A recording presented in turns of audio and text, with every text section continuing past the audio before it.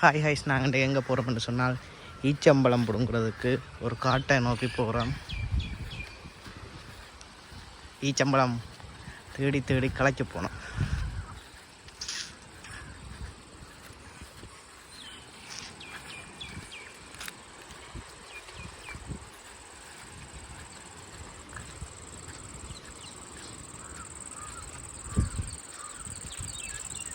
இல்லை, இங்கும் இல்லை. இவர்தான் எங்களுக்கு ஈச்சம்பழம் வழிகாட்டி வந்துட்டார் பின்னால்.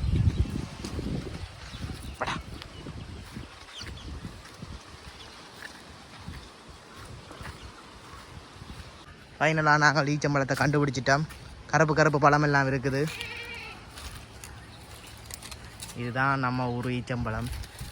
வேற கருப்பு பழம் ஒன்று இருக்குது. இதா இருக்குது.